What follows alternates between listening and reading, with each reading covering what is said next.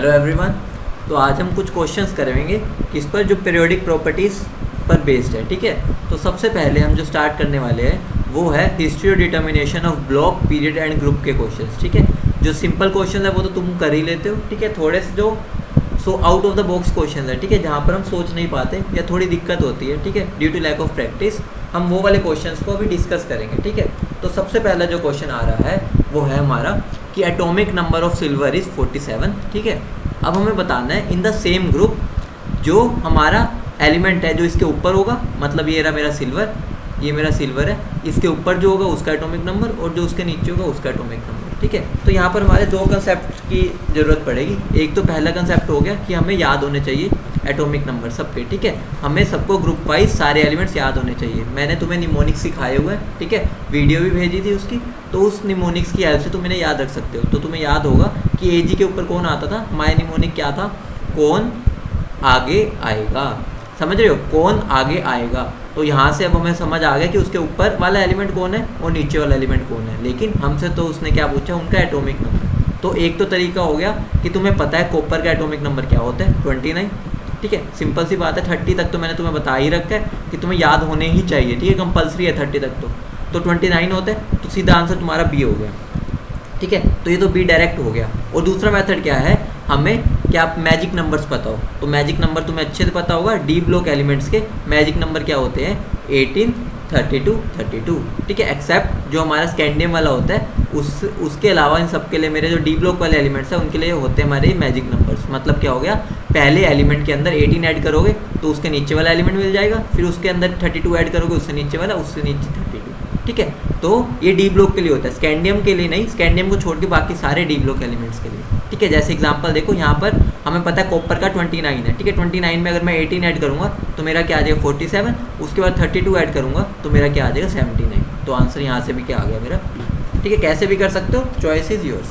ठीक है, अगला क्वेश्चन क्या था, atomic number of the metallic and the non metallic element which are liquid. ठीक है, ये तो फैक्चुअल क्वेश्चन है। ठीक है, तो हम ये जैसे जैसे क्वेश्चंस की प्रैक्टिस करते हैं हम ये सीख जाते हैं। ठीक है, सबसे पहली बात आती है कि हमारा मेटेलिक एलिमेंट कौन सा है जो कि लिक्विड है रूम टेम्परेचर पे, तो वो होता है हमारा मरकरी। ठीक है, पढ़ते होगे हमारे मरकरी बहुत जगह यूज़ होते हैं। ठीक है, जो थर्मोमीटर्स होते हैं उसमें भी हम क्या बोलते हैं, इसमें मरकरी है और वो लिक्विड होता है, तो तुम वहाँ से भी सोच सकते हो। ठीक है, और हमारा नॉन मेटल कौन सा है, तो याद रखना हमारा जो नॉन मेटल हमारे लिक्विड जो होता है इनमें अगर देखा जाए तो वो मेरा क्या है, ब्रोमीन। ठीक है, जैसे जैसे क्वेश्चंस करोगे फैक्चुअल क्वेश्चंस तुम समझ जाओगे। ठीक है, तो ध्यान रखना ये तो मेरे दो एलिमेंट्स हैं जो कि लिक्विड होते हैं रूम टेम्परेचर। ठीक है, अब उनका पूछा क्या उसने, एटॉमिक नंबर पूछा, तो एटॉमिक नंबर Hg का क्या होगा, याद करो Hg किसके आता था, जिन CCD Hg। याद करो, मैंने तुम्हें याद करवा रखा है निमोनिक से, जिन CCD Hg। ठीक है, तो वहाँ से तुम्हारा Hg का आ जाएगा। इसका क्या होता है 30 के अंदर मैं क्या ऐड करूँगा 18, 48 के अंदर ऐड करूँगा 32,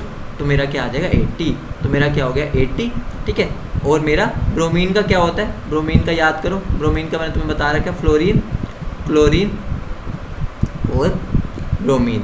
ठीक है, तो ये हमारा ग्रुप नंबर 17 होता है। अगर अब हमें इनके लिए बताना है तो हमारा क्या होता है निमोनिक, पहले इसका क्या होता है हमारा 9 के अंदर अगर मैं 8 ऐड करूँगा तो मेरा क्या आ जाता है 17 के अंदर 18 ऐड करूँगा तो आ जाता है 35। तो हमारे जो ग्रुप वो होता है, ग्रुप पी ब्लॉक होता है, उनके लिए मेरे मैजिक नंबर्स कौन से होते हैं, एक बार रिकैप्चर करवा देता हूँ। उनके लिए मेरे होते हैं मैजिक नंबर 8, 18,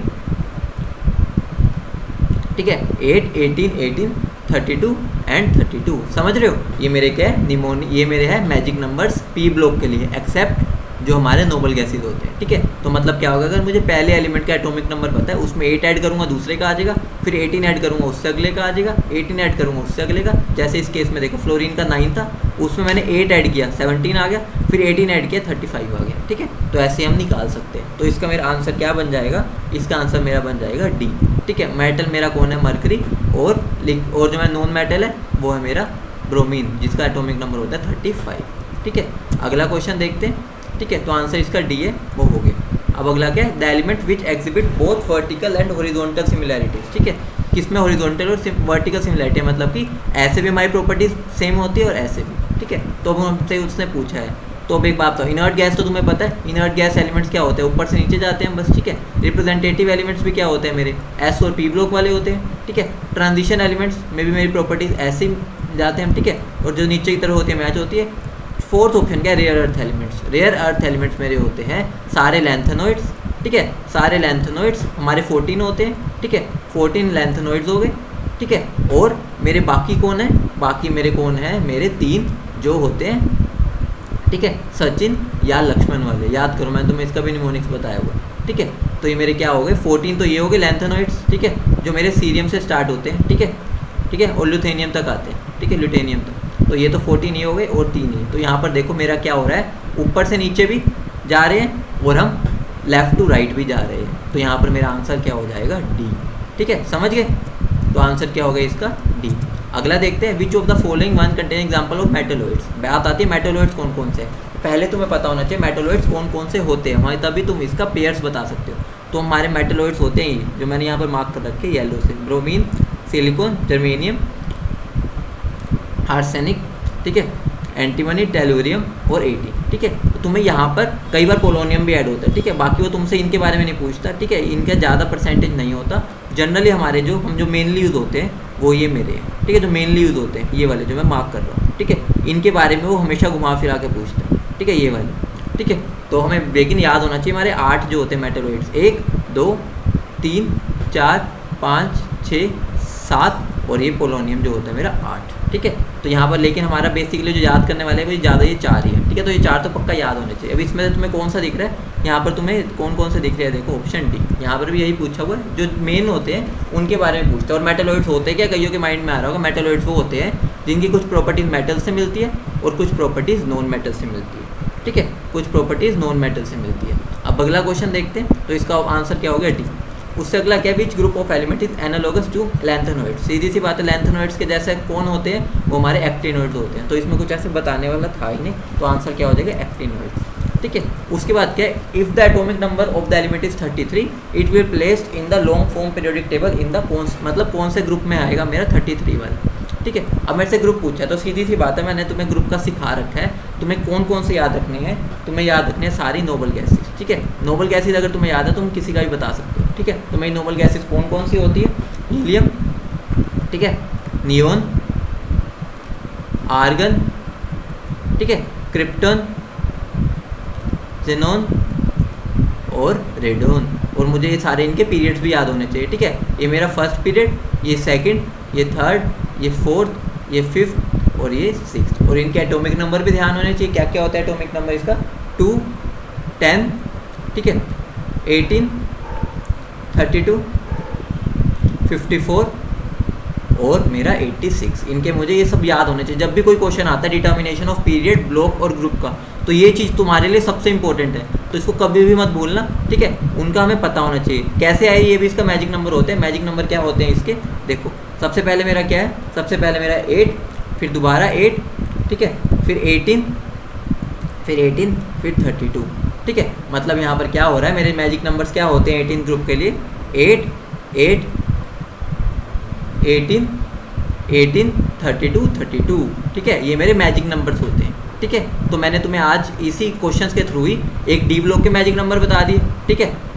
एक पी ब्लॉक के बता दिए, ठीक है, पी ब्लॉक में दोनों के बता दिए, ग्रुप 13 से लेके हमारे 17 तक और 18 का ये हो गया। और ग्रुप जो मेरा डी ब्लॉक था, डी ब्लॉक में मैंने तुम्हें बताया है स्कैंडियम को छोड़ के बाकी सबका वो होता है, क्या होता है 18 32 32, और स्कैंडियम का क्या होता है वो भी बता ही देता हूँ। स्कैंडियम का मेरा होता है 18 18 32। यहाँ पर स्कैंडियम अलग क्यों रह जाता है, क्योंकि इसके बाद ही यहाँ पर जो मेरा ये आता है लैंथेनम के बाद, उसके बाद ही मेरे 14 एलिमेंट्स कहाँ जाते हैं, उसके बाद मेरे 14 एलिमेंट्स जाते हैं मेरे एफ ब्लॉक में, ठीक है। इसी वजह से ये मेरा ट्रांजिशन आ जाता है, ठीक है। तो अब अगली बात क्या आती है, उसके बाद इसका क्वेश्चन क्या, चलो क्वेश्चन पर आ जाते हैं वापस। उन्होंने पूछा है 33, तो 33 सबसे पहले याद रखो, 33 के बाद नियरेस्ट नोबल गैस कौन सी है, 36, ठीक है, 36 है। और ये ग्रुप नंबर क्या है 18, ठीक है, ग्रुप 18 है। तो मेरा 35 17 में आएगा, 34 16 में, 33 15 में। तो आंसर क्या हो जाएगा इसका 15th ग्रुप।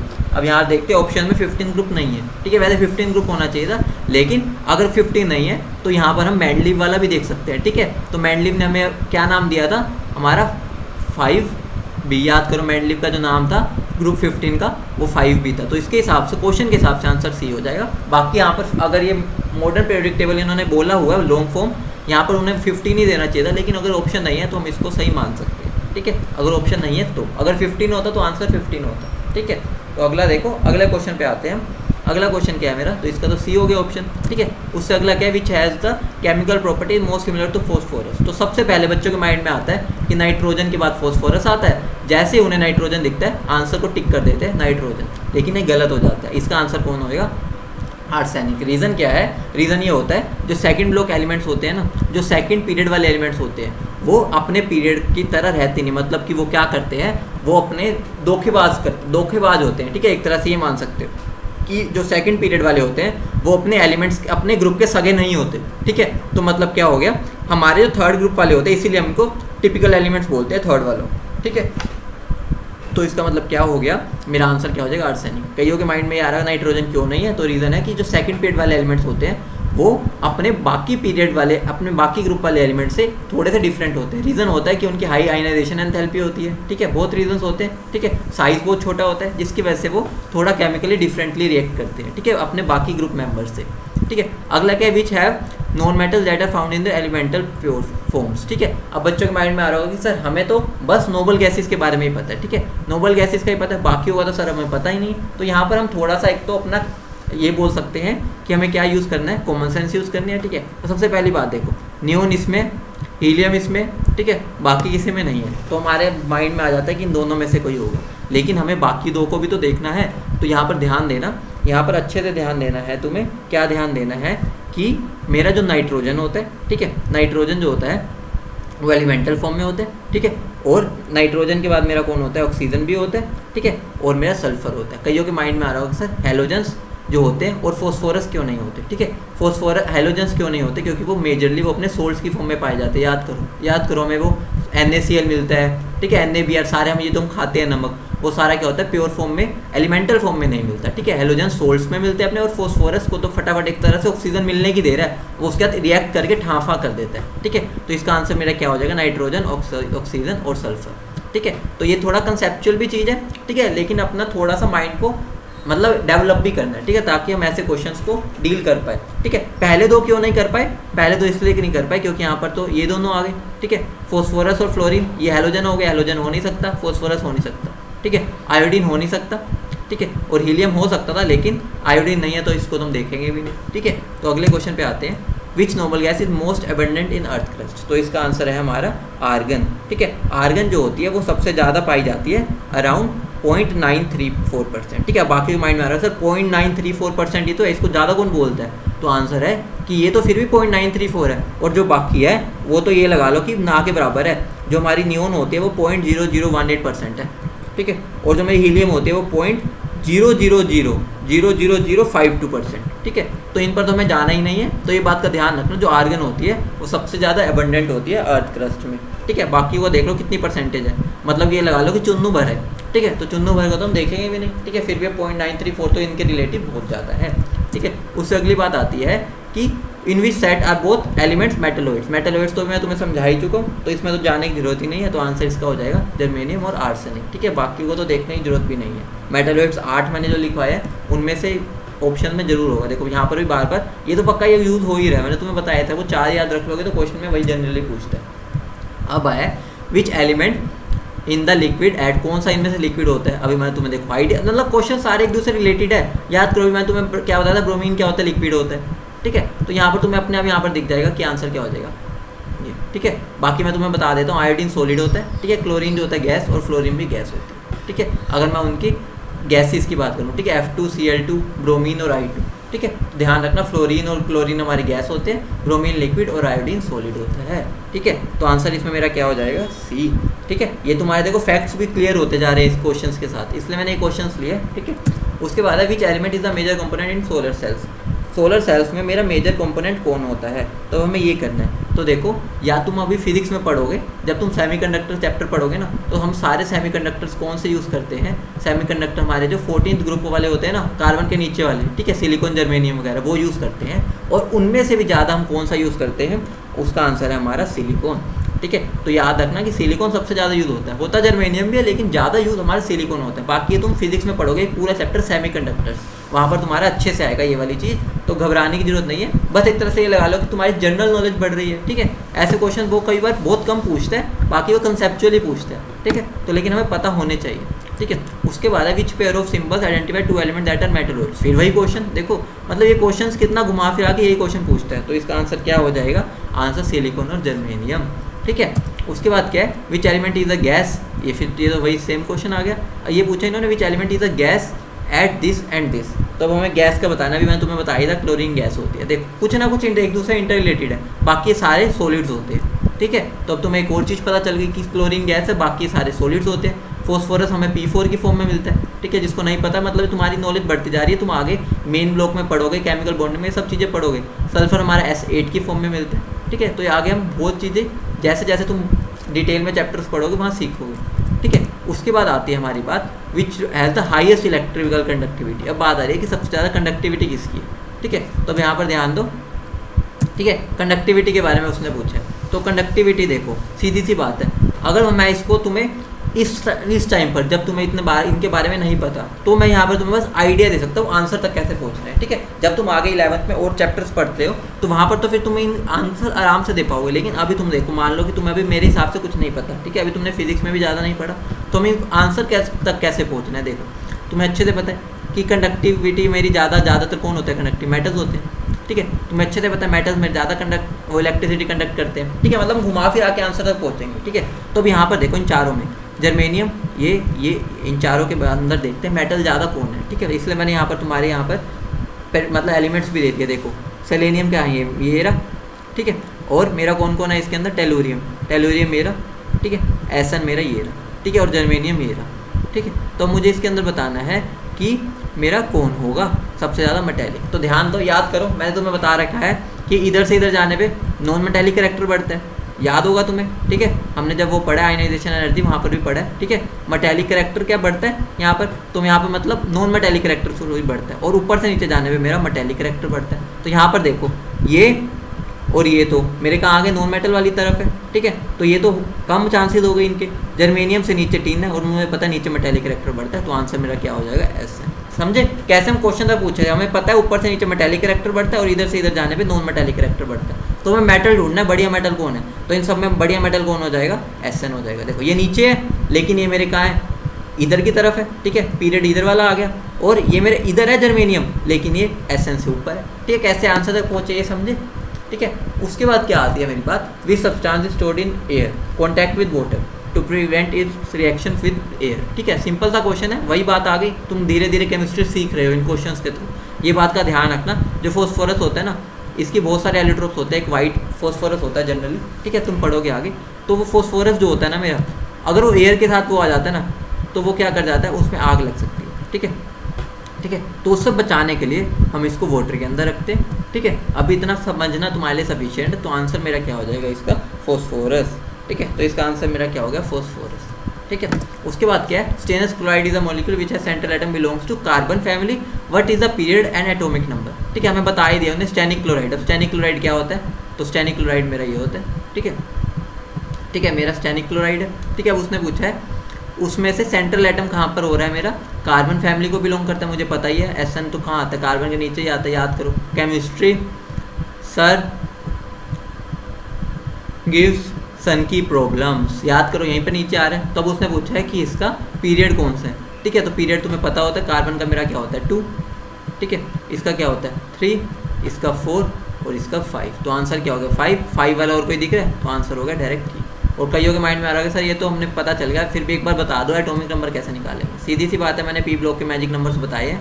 तो मैजिक नंबर्स क्या होता है मेरा, इसका क्या होता है एटॉमिक नंबर 6 के अंदर 8 ऐड किया, क्या हो गया मेरा 14, ठीक है। 14 के बाद अगर मैं और आगे क्या ऐड करना है, 14 के अंदर मैं क्या ऐड करूँगा दोबारा से, अब मुझे ऐड करना है 18, तो मेरा क्या हो जाएगा यहाँ 32, ठीक है। उसके बाद मेरा क्या आ जाएगा, इसके अंदर 18 ऐड किया, क्या आ गया 50। तो आंसर मेरा क्या हो गया ए, ठीक है, समझ गए।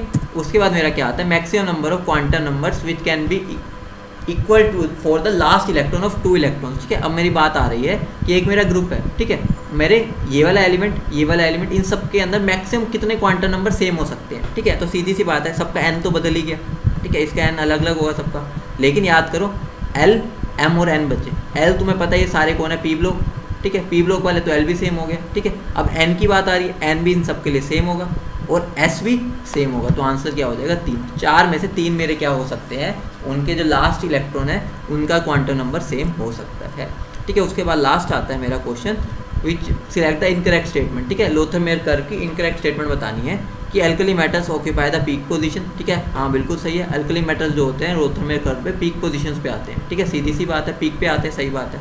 Alkaline earth metals are at the ascending positions, alkaline earth metal ascending position पे होते हैं, ये बिल्कुल गलत बात है, वो हमारी डिसेंडिंग पोजीशंस पे होते हैं। यहाँ पर मेरे कौन होते हैं, हेलोजेंस होते हैं, ठीक है। तो यहाँ पर हमारे ये क्या हो गया, ये गलत हो गया, ठीक है। हेलोजेंस क्या हो गया, असेंडिंग पार्ट पे, अभी मैंने तुम्हें बता दिया यहाँ हेलोजेंस आते हैं। और एटॉमिक वॉल्यूम क्या होता है, इज नॉट द वॉल्यूम, तुम्हें पता है एटॉमिक वॉल्यूम क्या होता है, वो एटम की वॉल्यूम ही होती है, ठीक है, वही मेरी एटॉमिक वॉल्यूम होगी। बाकी हम निकालने का इसका मेथड अलग होता है, ठीक है, हम उसको मोलर वॉल्यूम बोल देते हैं, लेकिन यहाँ पर इस फैक्ट के ऊपर इतना नहीं जाएंगे, ठीक है, इतनी डिटेल में कि कैसे करते हैं। तो यहाँ पर मेरा साफ साफ आंसर कौन हो गया, आंसर बी, ठीक है। तो ये नहीं है, ये वाला नहीं है, आंसर ही गलत है, ठीक है। तो ये आंसर मेरा इस क्वेश्चन के हिसाब से आंसर क्या हो गया, बी, ठीक है। तो यहाँ पर हमारे इस टॉपिक के क्वेश्चंस लगभग जो मैंने करवाने थे वो खत्म हो गए हैं, ठीक है। बाकी तो सिंपल क्वेश्चंस हैं, ठीक है।